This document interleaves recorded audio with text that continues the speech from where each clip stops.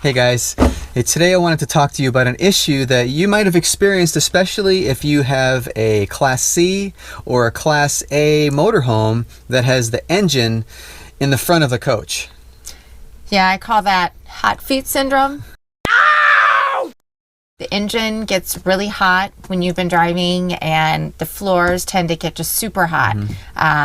So hot, in fact, that sometimes I have to lift up my feet, kind of put them on the seat, or put something out on the floor. Or move. Or move to the back, just because it's so dang hot. Yeah, and we've dealt with this for years, and usually what happens, we'll end up just turning on the air conditioner and driving with the AC on to solve that problem. But this is especially the case when we're in warmer climates. Well, or even when we've been driving for a really long time. Right, for like a day, you're making some miles. Right. Well, I'm going to show you what we did to solve that problem in our RV, and maybe it'll give you some ideas for what you can do on your own to solve the hot feet problem. That's right. Okay, that's coming right up, so stick around.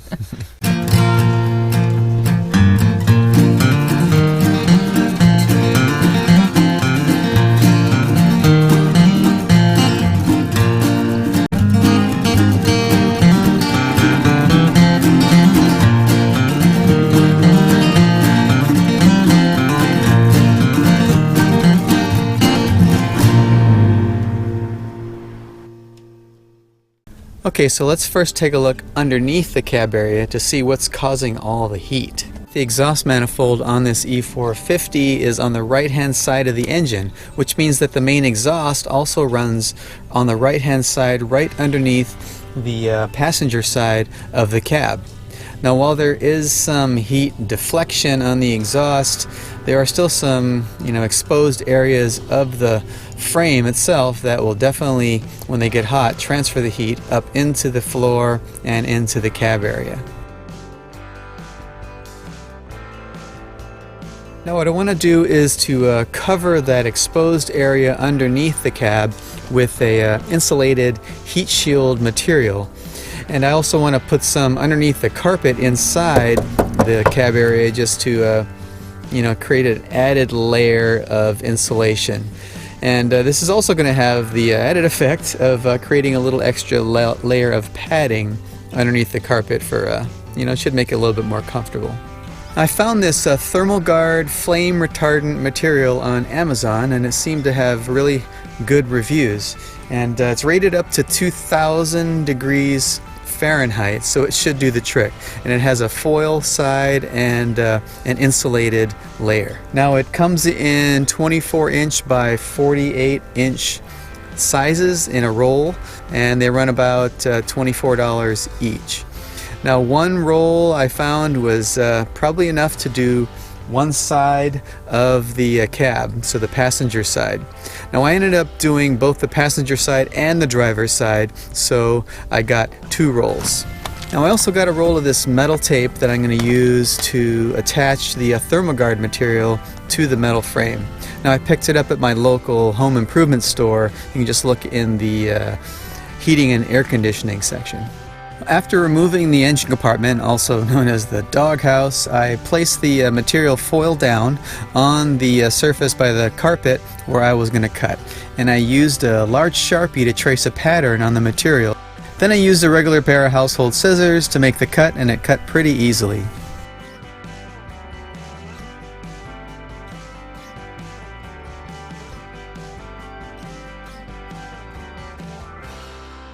I lifted up the carpet just far enough so that I could get the heat shield material underneath it.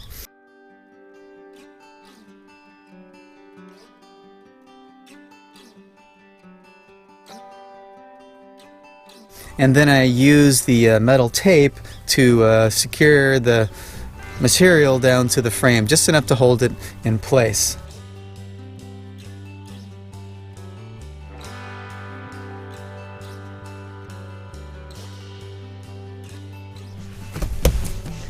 Now for the exposed areas underneath the cab, I found it easier to work from within the cab and reach through the engine compartment.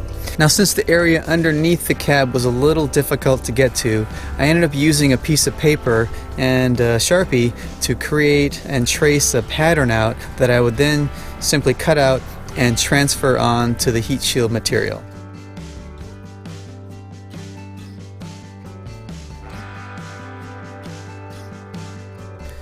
You might have also noticed that when I put the heat shield under the carpet, I only went as far as the front of the seat. I didn't want to remove the seats, and I didn't think by putting it all the way under would really add a whole lot. Plus, I didn't have enough material, but I think it's going to work out just fine.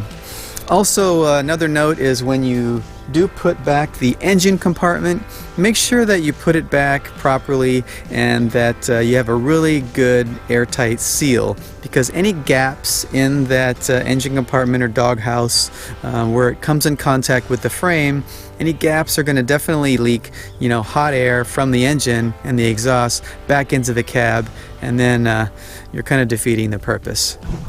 So we've actually had the chance to test out this new heat shield. We're on a long trip right now, and we've had a couple of days of long travel, and we've also ended up in the desert, as we are right now. It's warm. And happy to report, no more hot feet. Yay! Yay! Success. I know. So, makes us all happy. Well, and the floor gets a little bit warm, and that's fine, but it's not super hot. I can stay in my seat. I keep my feet on the floor. I've been asking her throughout the day, the last few days, how are the feet? Feet are good. How are the feet? Still good. Yeah. So it's really, I think it's worked out really well. And on the driver's side, same experience. My feet have not had any issues with getting hot because of the engine. Yeah. So I'd love to hear from you guys, you know, what solutions have you come up with to deal with this issue, and, you know, share it in the comments below. I'd love to hear what you have to say. And, you know, in terms of the things that I did for our coach, I will put links and more description on our website at rvwithtito.com, so be sure to check the link in the description. So that's good. Another successful project, and we're just going to get back to hanging out in the RV. That's right. So take care. We'll see you guys later. See ya. Make your RV feel and sound like home is to upgrade your audio and video components. And if you enjoy watching movies and listening to music like we do, you might also want to install an inexpensive sound system. Well, we're going to show you the upgrades we've made to our RV's audio and video components.